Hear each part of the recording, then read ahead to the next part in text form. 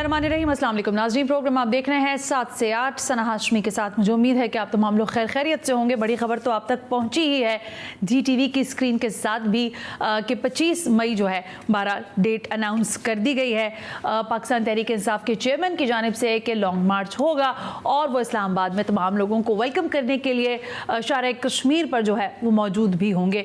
अब ज़ाहिर है इसके बाद हुकूमत की हिकमत अमली भी होगी। अभी मैं कुछ लोगों से बात कर रही थी शो से पहले, तो वो कह रहे थे कि शायद 29 मई तक कभी इम्कान है कि हुकूमत वक्त भी बड़ा फैसला कर ले। बहरहाल ये जो सियासी चेमागोइयाँ हो रही हैं, जो सियासत हो रही है, मैं हमेशा कहती हूँ कि इन सियासी मामलात में हमारे जो अहम तरीन इर्द गिर्द होने वाले हालात और वाक़यात हैं वो पहलू तही हम कर जाते हैं उनसे। दुआ ज़हरा केस बड़ा ज़ाहिर इंपॉर्टेंट केस है। इस केस के हवाले से मैं मुसलसल फॉलो अप कर रही हूँ। उसकी दो वजूहात हैं। एक तो ये कि वो बच्ची ताहाल बाजियाब नहीं हो सकी है, लेकिन हम ये भी देख रहे हैं कि आए रोज़ कहीं ना कहीं से उसकी वीडियोस जो हैं वो मंजर आम पर आती हैं।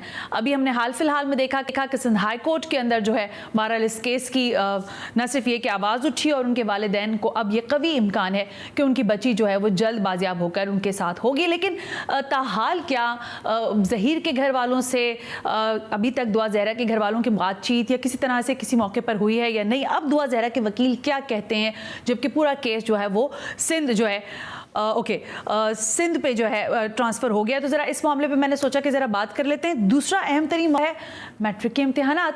अब मैट्रिक के इम्तिहानात हो रहे हैं, ये मजाक हो रहा है, ये बिल्कुल मेरी समझ में नहीं आ रहा।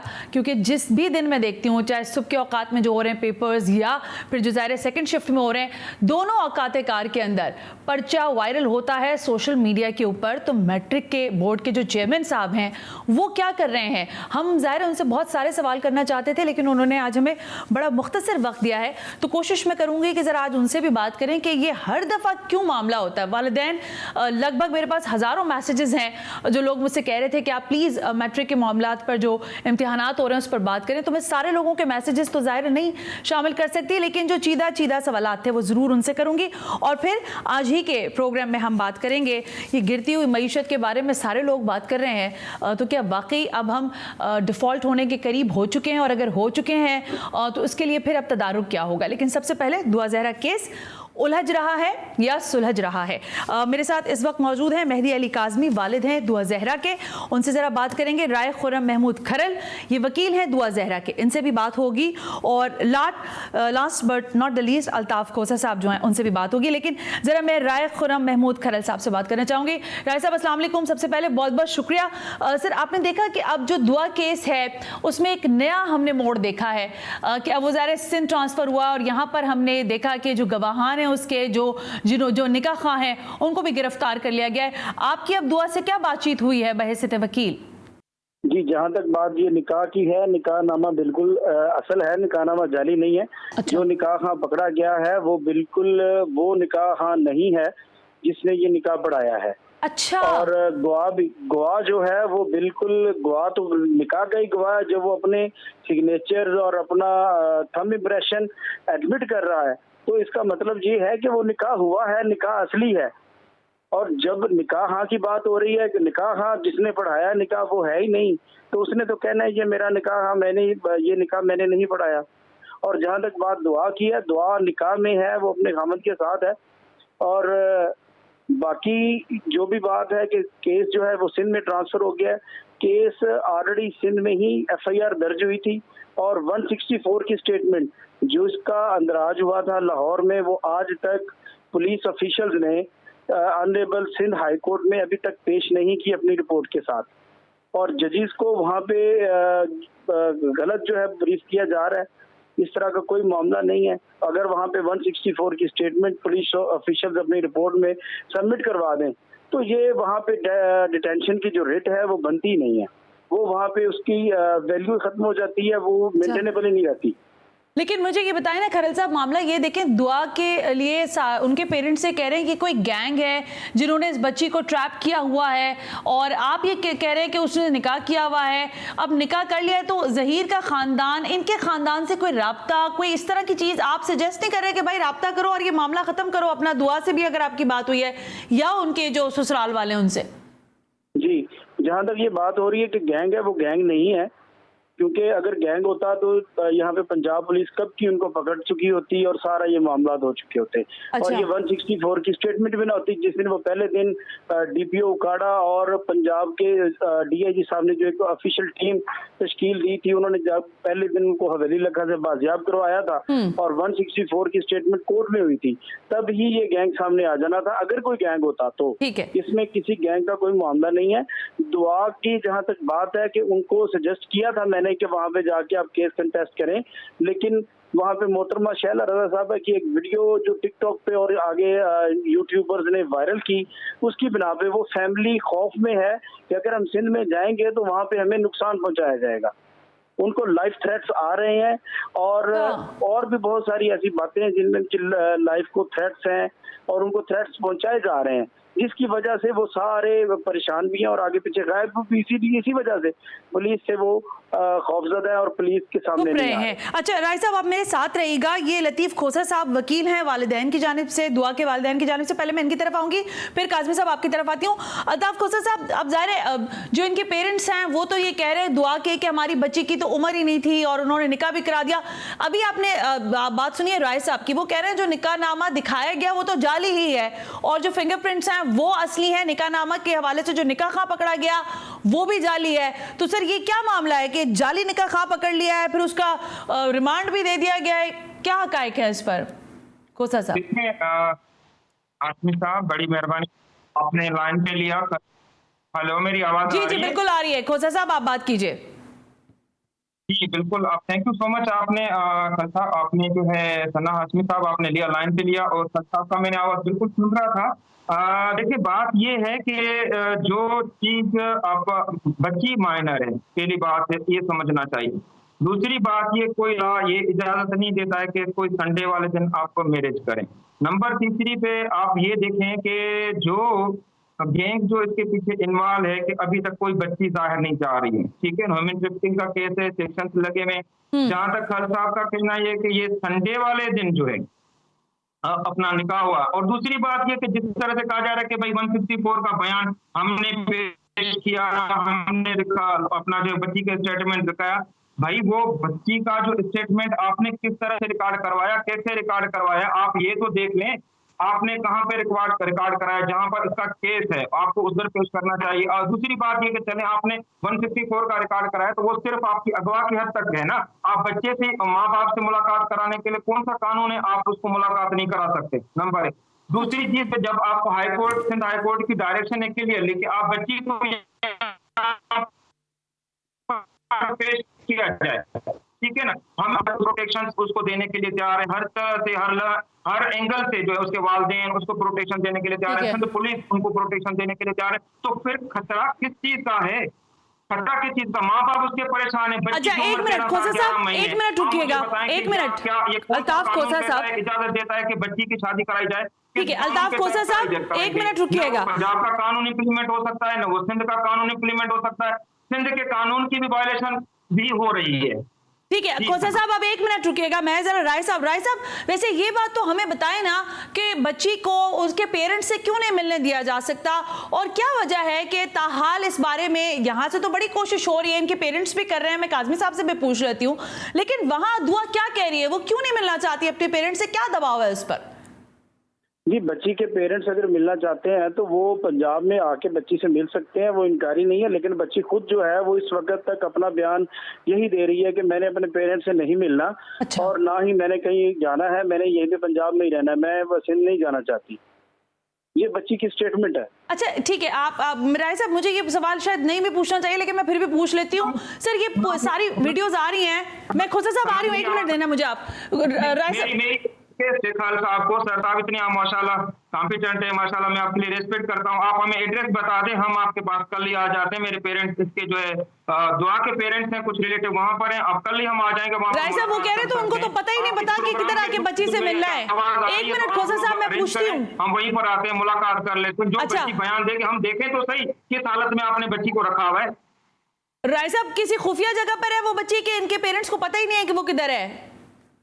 नहीं, खुफिया जगह पे तो मुझे भी नहीं इल्म कि वो इस वक्त किस खुफिया जगह पे है। अच्छा। दूसरी बात ये है कि मेरी जो काज़मी साहब के एडवोकेट्स हैं जो इन्होंने इंगेज किए हैं लाहौर से, जुल्फकार अली बदर साहब और उनके एसोसिएट हैं फयाज रामे साहब, जी जी उनसे मेरी जब रिमांड था असगर अली का, तो उन्होंने मुझे कहा था जी कि दुआज के वालिद साहब की तरफ से एक पेशकश है कि हम आपका जो केस है कराची से विड्रॉ करते हैं, आप बच्ची हमारे हैंड ओवर कर दें। अच्छा। तो मैंने उनको कहा था कि आज मैं उनसे कोशिश करके डिस्कस करता हूं और उनको इस चीज पे कायल करता हूं कि ये मामला यार जहां पे सुलझा लेते हैं हम।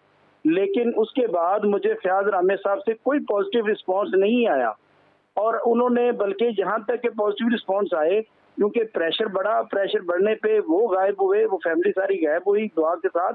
और अच्छा। उसके बाद उन्होंने बजाय इसके कि मुझे कोई पॉजिटिव चले रिस्पॉन्स ठीक है, आता, आप दोनों तो वकील उससे मेरे भी साथ ही मामला रहिएगा, खराब कर दिए। दोनों वकील मेरे साथ ही रहिएगा। मैं जरा काजमी साहब से पूछ लूं। काजमी साहब, आपकी बच्ची की लाइफ को थ्रेट है, वो राय साहब से मैंने पूछा ये किसी गैंग का जो है उसने उसको ट्रैप किया हुआ है, वो वहां पर है, वो कह रहे हैं ऐसा कोई मामला नहीं है, वो अपने ससुराल में है, ठीक ठाक है, और ज़ाहिर प्रेशर इतना आ गया है कि वो लोग छुप रहे हैं। तो आपकी जानिब से, या ज़ाहिर आपने ऐसा नहीं भी किया होगा, लेकिन क्या आपको लगता है कि कुछ प्रेशर्स दिए जा रहे हैं दुआ को?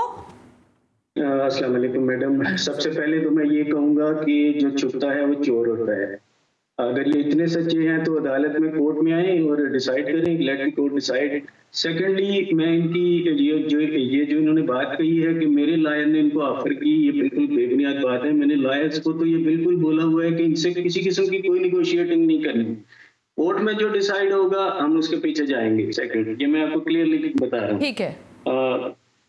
कोर्ट जो कल्प्रेट्स हैं, कोर्ट उनको सजा देगी, और इसमें जो जो इन्वॉल्व है, चाहे वो कोई भी हो, किसी भी यूनिफॉर्म में हो, कोई भी इसमें मुलव्वस निकले, उसको अगर उसने कोर्ट में किसी जगह पर डिसीव किया है, जैसे अगर कोर्ट में ये चीज भी शो की गई है कि बच्ची 18 थी, और जो इन्होंने एक पहले बात की कि जो निकाहनामा का जो गवाह था वो हमने गलत पकड़ लिया है, उस निकाहनामे के गवाह ने जो निकाह खान था उसने पुलिस के आगे और जज साहब के आगे बाकायदा ये एडमिट किया था कि ये साइन स्टैंप उसके हैं, और ये वकील साहब ने जाली निकाहनामा तैयार किया है।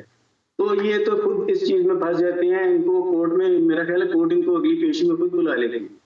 अच्छा, मैं राय साहब ये फरमाइएगा कि ये सारा मामला जो चल रहा है, मैं बड़ी हैरतज़दा होती हूँ कि दुआ तो अपनी वीडियोस बनाती हैं या उनकी वीडियोस बनाई जाती हैं, जो भी लोग होते हैं, लेकिन वो जो लड़का है जिनके साथ उनकी शादी हुई है, जो उनका नाम जहीर है, वो बिल्कुल गुमसुम बैठे होते हैं। तो वो कुछ बात करते हैं आपसे, जब उनकी बात हुई, दुआ के साथ मुलाकात हुई, तो आपने उनको कैसा देखा है, कैसा शख्स है वो जहीर जो उनका हस्बैंड है? जी, वो बात तो करते हैं मेरे सामने, तो उन्होंने ठीक बातें की हैं। अच्छा। और जब भी मेरी बात हुई है सही तरीके से बात हुई है। और इनकी फैमिली के भाई हम चलो खुद ही बात कर लेते हैं, इनके वालिदैन से, पेरेंट्स से जाकर मसला खत्म करते हैं, ये नहीं कोई बात हुई अभी? नहीं, उनकी फैमिली से जो उनके वारसान है, एक तो खुद फैमिली तो वो इस वक्त गायब है, मेरे भी राब्ते में नहीं है। पिछले तकरीबन वो 3-4 दिन से मेरे राब्ते में नहीं है। अच्छा। ना ही वो मुझसे कॉल पे राब्ते पे आ रहे हैं, ना किसी और तरीके से भी। और जो फैमिली के पीछे जो उनके वारसान में से हैं, उनके चचा वगैरह, यानी अभी केस मजीद उलझन का शिकार है। खोसा साहब, आखिरी क्वेश्चन आपसे करना चाहूंगी, फरमाइएगा आपको क्या लगता है कि बाकी इस मामले में, जैसे काजमी साहब कह रहे हैं पूरा गैंग इन्वॉल्व है, ट्रैप किया गया है दुआ को, या कुछ और आपको कल्प्रिट्स दिखाई दे रहे हैं? अल्ताफ खोसा साहब। जी मैडम, देखें बात सही कह रहे हैं काजमी साहब ने, बात सही। इनको देखें, ये एक चोर है, ये गैंग है बिल्कुल। जहां तक ये लोग छुप रहे हैं, जिस तरह से सरकार भी ये कहना था कि ये 2-3 दिन से रास्ते में नहीं है, जहां पर ये क्लीन है, तो कानून से क्यों छुप रहे हैं? आप आए, आप बैठें, बात करें। हम हर टेबल पे, हर जगह पे बैठना चाहते हैं। आप आए तो सही, बात करें, कोर्ट के सामने बात करें, मीडिया के थ्रू बात करना चाहते हैं, जिस जगह पर, जिस प्लेटफॉर्म पे बैठना, बात करना चाहते हैं, हम बात करते हैं। पर खुदारा कम से कम उस बच्ची के साथ तो रहम करो। उस बच्ची, तो माँ बाप जो तड़प रहे हैं यहाँ पर, बच्ची को तो पेश किया जाए। ठीक है, मेहदी अली काज़मी साहब, आखिरी कमेंट आपकी तरफ लेकर आ रही हूँ। ओके खोसा साहब, बिल्कुल ठीक है, आप कह रहे हैं कि हर प्लेटफॉर्म पर कर लेते। ठीक है, मैं आ रही हूँ। काज़मी साहब, मैं फिर दोबारा कुछ सवाल तकरार के साथ पूछ रही होती हूँ। पिछले हफ्ते हमने प्रोग्राम किया था तो दुआ से आपकी बात नहीं हुई थी, फिर केस के मामला ज़ाहिर सिंध हाई कोर्ट तक आ गए, और फिर हमने देखा निकाह खां गिरफ्तार हुए, फिर अभी उनका रिमांड है। अब इस बीच में जो एक हफ्ता गुजरा, कोई मामला दुआ के साथ आपकी बातचीत का, कोई टेलीफोन कॉल कुछ इस तरह की हुई?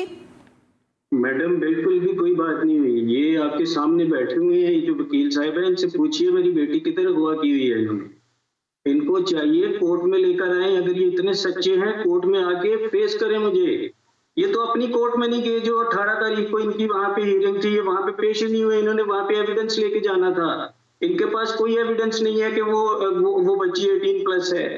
राय साहब, बच्ची को अदालत में पेश करने में क्या दुश्वारी है? राय साहब, राय महमूद करल साहब जी, सर बच्ची दुआ जहरा को अदालत में क्यों नहीं पेश किया जा सका अभी तक? नहीं, अदालत में तो वो पेश हो चुकी है। वो मजिस्ट्रेट वाला 164 के बयान के बाद तो सर कुछ हुआ ही नहीं ना, आगे से दोबारा 10 डेटें आ गई, 10 डेटें आके चली गई। नहीं, मैजिस्ट्रेट के पास जो 164 की स्टेटमेंट हुई है उसके बाद तो कोई नेक्स्ट डेट थी नहीं, तो अभी वो कंसाइन हो जाता है रिकॉर्ड। और उसमें आईओ साहब जो आए थे, सईद अहमद साहब, यहाँ पे कराची से लाहौर, वो स्टेटमेंट की मुसद्दका कापी जो टेस्टेड कॉपीज हैं वो साथ लेके गए हैं। और बकायदा ऑर्डर में भी मजिस्ट्रेट साहब ने फरमाया था कि थ्रू लेकिन सर अगर अदालत आपको कॉल करती है बमे आपके ज़ाहिर है जो जिनकी आप वकालत करें दुआ ज़ाहिर, तो आप कन्विंस कर सकेंगे दुआ को कि वो अदालत जाए, और आप समझते हैं कि उसको आना चाहिए अदालत? जाहिर है जी, डेफिनेटली मैं उनको कायल करने की कोशिश करूंगा कि वो कोर्ट में आए। ठीक है, बहुत बहुत शुक्रिया। ये मामला ज़ाहिर है जब तक सॉल्व नहीं हो जाता। जी जी, काज़मी साहब कुछ कहना चाह रहे हैं? मैडम, इन्होंने अभी खुद एडमिट किया है कि इनका उनसे राब्ता है। ये भी कह रहे थे मेरा उनसे कोई राब्ता नहीं है। ये कह रही है कि अभी मैं उन्हें कन्विंस करने की कोशिश करूंगा। इस शख्स को खुद कोर्ट में आना चाहिए। मैं जरूर उनसे कहूंगा। वो कह रहे हैं जब उनका राब्ता होगा तो वो उनको जरूर कहेंगे, वो ये कह रहे हैं काज़मी साहब। इनका उनसे पूरा राब्ता है, ये पूरे उसको हेड कर रहे हैं, ये कैसे नहीं हो सकता। बिल्कुल ठीक है, लेकिन काज़मी साहब मुझे तो यकीन है कि जीटीवी जिस तरह से इस केस को आपके साथ फॉलो करवा रहा है, तो देखते हैं कि क्या अनफोल्ड स्टोरी होती है। But thank you very much Mehdi Ali Kazmi, Rai Khurram Mahmood Kharal, Altaf Khosa. इस सेगमेंट के बाद जरा बात करते हैं मैट्रिक बोर्ड के इम्तिहानात की।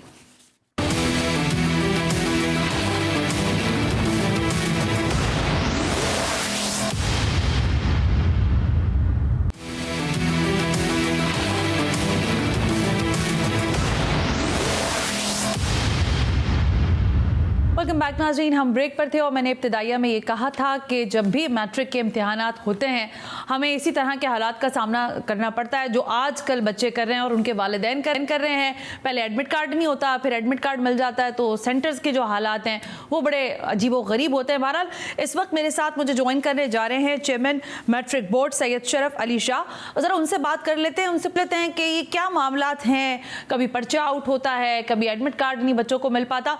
शरफ साहब अस्सलाम वालेकुम, बहुत बहुत शुक्रिया वक्त देने के लिए। वालेकुम अस्सलाम। शरीफ साहब, मामला ये है कि ज़ाहिर मेरे पास सवाल बहुत है, लेकिन सर ये एडमिट कार्ड बच्चों के क्यों नहीं इशू हो पाए और आखिरी वक्त तक बच्चे इधर उधर भागते रहे, पेरेंट्स शिकायत के अंबार लगाते रहे, क्या मामला हुआ? कोई नए तरीके से आप लोग इस दफा एडमिट कार्ड कर रहे थे जो दुनिया से अनोखा था? एडमिट कार्ड का इशू इस साल हुआ इसीलिए कि हमने पहली दफ़ा कराची मैट्रिक बोर्ड ने कंप्यूटराइजेशन एडमिट कार्ड इशू किए और कराची के लोगों की सहूलत हमने जो दी थी कि वो इतवार तक फॉर्म जमा करा रहे थे, जो हमने तौबा की आइंदा कराची के लोगों को 3 हफ्ते पहले तक डेट क्लोज कर देंगे।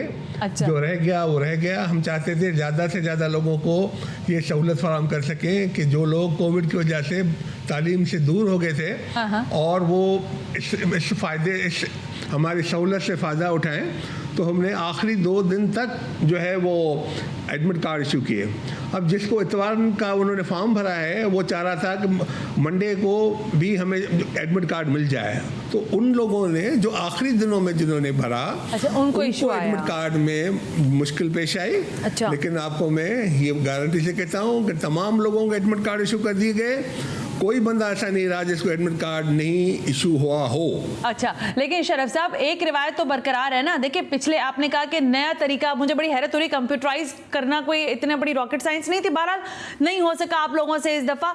अब नेक्स्ट क्या करते हैं आई डोंट नो, लेकिन सिर्फ ये पर्चा कैसे वायरल हो रहा है? यानी रियाजी का पर्चा हो, बायोलॉजी का पर्चा हो, उर्दू हो, किसी और सब्जेक्ट का हो, यूं लम्हे भर में हो जाता है। और सर किसी एक शिफ्ट में नहीं, दोनों शिफ्टों में जो पर्चे हो रहे हैं उनमें ये आराम से सोशल मीडिया पे कैसे आ जाता है? कौन अमला मुलव्विस है इसमें? नहीं, जो भी पेपर आउट होता है आधा घंटा पहले हम सेंटर पे पहुंचा देते हैं। वो सेंटर सुपरिटेंडेंट के हवाले होता है, जो स्कूल का हेडमास्टर होता है, प्रिंसिपल होता है, वो प्राइवेट स्कूल के सिलसिले में मालिक होता है स्कूल का।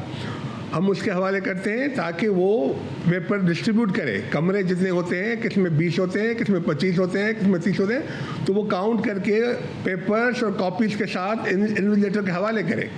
और अगर उसी दौरान पेपर खोल के कोई व्हाट्सएप पे फ़ोटो निकाल के बाहर भेजता है तो ये हमारी जिम्मेदारी नहीं है, ये एडमिनिस्ट्रेशन, स्कूल एडमिनिस्ट्रेशन की जिम्मेदारी है, जो 20 मिनट 25 मिनट या 10 मिनट 15 मिनट पेपर जो है वो फ़ोटो से व्हाट्सएप शॉट लेकर बाहर भेजते हैं। साहब बड़े आराम से आप ये बात कर रहे हैं, मेरे लिए बड़े अचंभे की बात है, लेकिन जिम्मेदारी तो फिर बहरहाल बननी चाहिए ना, आपको पाबंद करना चाहिए। लेकिन जो ये इंतजामी गफलत हो रही है, चले आपकी मैं मान लूँ इंतजामी गफलत है कि वहाँ से वायरल हो रहा है या वहाँ से व्हाट्सएप के जरिए चल रहा है सोशल मीडिया पर, तो इसकी भी पासपोर्ट होनी चाहिए। और फिर जो इंतजामात हैं, ज़ाहिर है आप चेयरमैन मैट्रिक बोर्ड हैं तो आपको सारे मामला शुरू होने से पहले पता होते हैं, आपको लगता है कि ठीक मामला हैं और इसी तरह से अगर ये कारकर्दगी रहती है तो बच्चों के जो रिजल्ट हैं उस पर असरअंदाज नहीं होगा ये सब कुछ? ज़रूर पड़ेगा, कुछ असर ज़रूर पड़ेगा, लेकिन बात यह है कि ये एक तारीख है कि हमेशा तरीका ये होता है कि हम स्कूल एडमिनिस्ट्रेशन को लिखते हैं कि आपकी जो रिक्वायरमेंट है वो बताएं।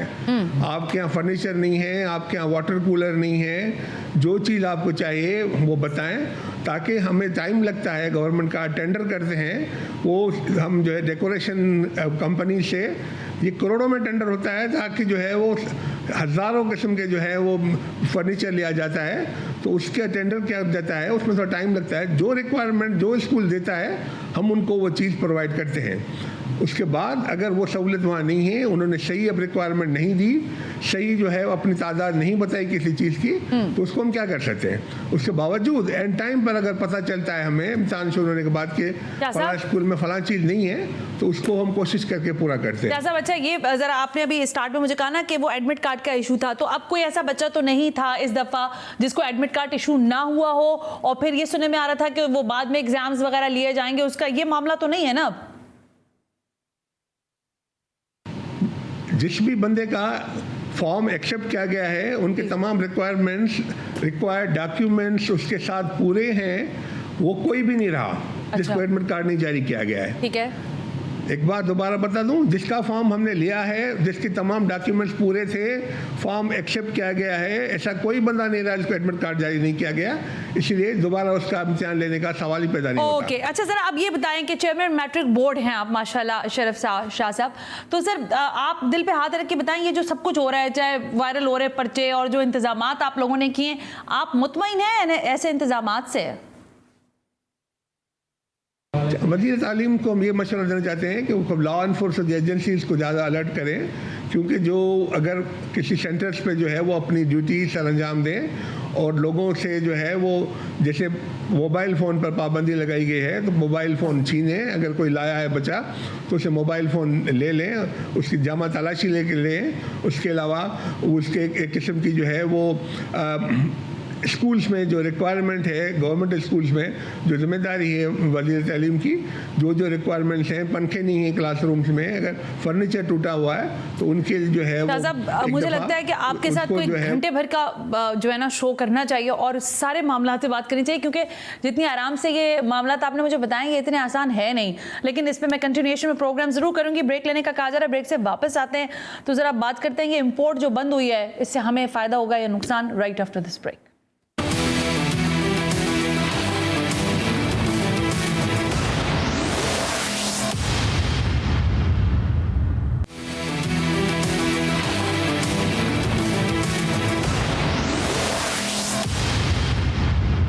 वेलकम बैक नाज़रीन, वक्त कम रह गया है तो मुझे बताया गया जुबैर मोतीवाला साहब जो है, ज़रा उनसे हम बात करते हैं। मामला ये था, बात में ही करना चाह रही थी कि ज़रा जुमे के दिन हमने देखा कि प्राइम मिनिस्टर ने कराची को विजिट किया, ताजरों से भी उन्होंने मुलाकात की, बात की वहाँ पर।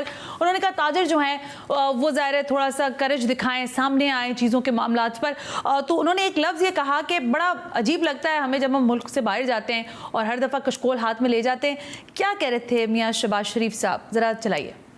मैं नाम नहीं बताता, अभी मेरी बात हुई एक हमारे दोस्त मुल्क के, उनका जी कि आपका हम रोल ओवर कर रहे हैं, तो मैंने कहा कि आपने तो बात नहीं की लेकिन हम कर रहे हैं। मैंने कहा आपका बहुत शुक्रिया, आप हमारे बेहतरीन दोस्त हैं। मैं मुझे शर्म आ रही थी कि मैं किस मुंह से पहली गुफ्तगू में आपको कहूँ कि मैं कशकोल ले आऊँ। आप कब तक हम कशकोल के ऊपर जिंदा रहेंगे? 75 साल गुजर गए हैं, 75 साल गुजर गए हैं, आज भी सऊदी अरब जाते हैं। वो तो हम हमारे मुरब्बी हैं, बेहतरीन हमारे दोस्त भाई हैं, वो तो इनकार नहीं करेंगे, लेकिन हम किस मुंह से किस शक्ल से जाते हैं ये हमारा ही हौसला है।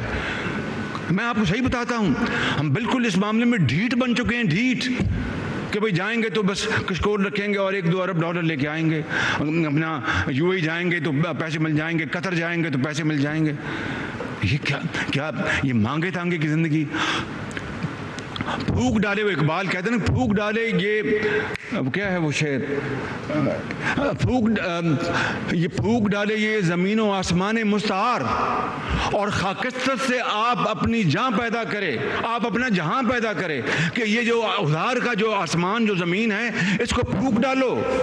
मामला ये है कि मुझे हैरत भी हो रही थी, और जिस अंदाज से मियां शहबाज शरीफ साहब ने एतराफ़ किया कि ये हमारा ही हौसला है, ये हमारा ही मुंह है कि हम ले जाते हैं और वहाँ से कर्जा भी उठा लाते हैं। ज़ुबैर मोतीवाला साहब ज़रा ऐसी तकरीब में मौजूद भी थे और मैंने उनसे वक्त लिया। ज़ुबैर साहब अस्सलाम वालेकुम सर, वेलकम करती हूँ, बहुत बहुत शुक्रिया वक्त देने के लिए।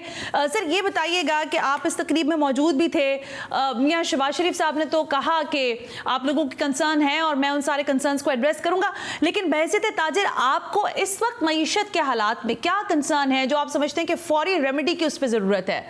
जुबैर साहब। पाकिस्तान में इंडस्ट्रियलिस्टों के पास बिजनेस कम्युनिटी में 2 कंसर्न है, एक नहीं। एक तो ये जो फ्री फॉल ऑफ रूपी है, यानी जो रुपया अपनी कदर खो रहा है, वो सबसे बड़ा कंसर्न है। अच्छा। सेकंड कंसर्न जो इंटरेस्ट के रेट जो उन्होंने बढ़ा दिए, 14.5% कर दिए, फिर अभी रूमर है कि कल जो है ना उसको वो 1-1.5% और बढ़ाएंगे।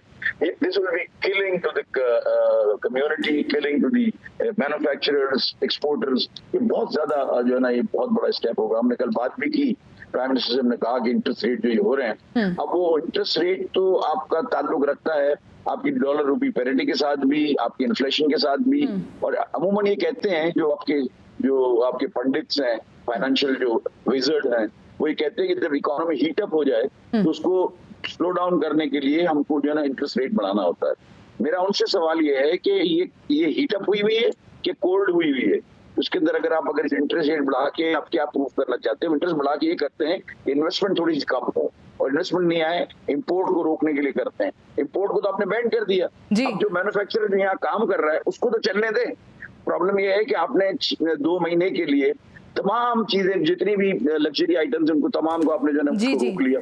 अब जब उनको तमाम को रोक लिया, अब किसके लिए आप इसको अब चाहिए कि आप क्यों कर रहे हैं इसको? तो हमने कल काफी गुफ्तगू की है और उनसे ये मनवाया हमने कि जो पाइपलाइन में जो ऑर्डर्स हैं, जिनकी एलसीएं खुल गई हैं, जिनके एग्रीमेंट्स हैं, जिनके डॉक्यूमेंट्री एविडेंसेस हैं, उनको जो है ना ये इंपोर्ट करने देंगे, और इसके बाद जो है ना उसको जो बैंड आएगा नया जो होगा, उन्होंने ये वादा किया है कि अगर 1.5 महीने में भी हो गया तो हम इसको विड्रॉ करेंगे। अभी हमारे रॉ मटेरियल्स भी हैं, हमारी और चीजें भी हैं जो इनको एसेंशियल हैं, उसको हम नहीं, अब ये जो लग्जरी आइटम जुबैर साहब मैं इसी पे आ रही हूँ, 1 मिनट मुझे दीजिएगा। जुबैर साहब मामला ये कि जो अभी आपने बात की ना कि ये इंपोर्ट बंद हुई है, ठीक है, एमसीआर से थोड़ा टाइम ले लें, अदरवाइज हम इनके साथ कंटिन्यू करें। सर ये बताएं मुझे जुबैर साहब कि देखें जो इंपोर्ट आइटम की आप बात कर रहे हैं ना, उसमें यह है कि हमारे पास कुछ लोकल जिन मैन्युफैक्चरर्स की आप बात कर रहे हैं उनके पास वो चीज़ें नहीं हैं। जैसे मैंने 1-2 लोगों से बात की तो उन्होंने कहा कि बहुत सारा ऐसा माल है जो हम इंपोर्ट करते हैं। बिलखुसूस मैं यहाँ एक मिसाल दे देती हूँ, जैसे हमारे यहाँ जो ग्लासेस के फ्रेम हैं, यानी जो लोग नज़र का चश्मा बनाते हैं, वो ज़्यादातर हमारे लोग जो इंपोर्ट करते हैं, वो चाइना से आता है, सस्ता मिल जाता है और यहाँ उसकी अच्छी मार्केट भी है। अब अगर वो इंपोर्टर पिसेगा या अगर उसके ऊपर कैपिंग नहीं की गई तो यहाँ तो एक अगर फ्रेम 100 रुपए का था तो वो बगैर कैपिंग के अगर बिकेगा तो आई एम सॉरी वो तो 400-500 भी लेगा। इस मामले को कैसे देखते हैं? और इंपोर्ट आइटम का रुक जाना शायद एक अच्छी खबर है, लेकिन इससे क्या आपको लगता है लोकल मैन्युफैक्चरर्स जो हैं वो बराह रास्त फायदा उठा पाएंगे? देखिए इसके ये कोई आखिरी वर्ड नहीं है, ये कोई लफ्ज आखिर नहीं है। हमने उनसे बात की और कल ही जो एक आइटम था जिसमें एलईडी जो होती है, जो एनर्जी सेवर्स होते हैं, फिर आपका जो सोलर एनर्जी के जो सिस्टम्स हैं, उनके जो पैनल्स हैं, उनके ऊपर उन्होंने सेल टैक्स लगा दिया था, कल उन्होंने ऐलान करके हटा दिया।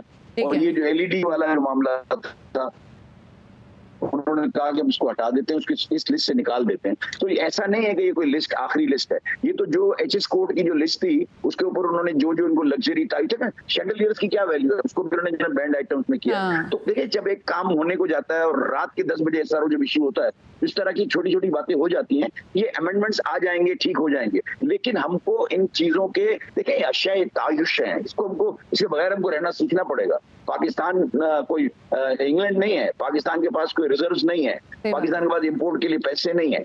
अगर पाकिस्तान का एक्सपोर्ट जब तक नहीं बढ़ता, जब तक हम जो है ना हमारा trade account deficit, current account deficit एक जगह पे नहीं पहुंचता, तो हमको ये सारी चीजों को बर्दाश्त करना होगा, पाकिस्तानी मसनूआत को सपोर्ट करना होगा। मैंने ये बात भी की है प्राइम मिनिस्टर से और फाइनेंस मिनिस्टर से भी कि जिन आइटमों को आपने बैन किया है वो बैंड ये समझ के किया है कि वो यहाँ की इंपोर्ट सब्सिट्यूट इंडस्ट्री जो है उसको पूरा करेगी।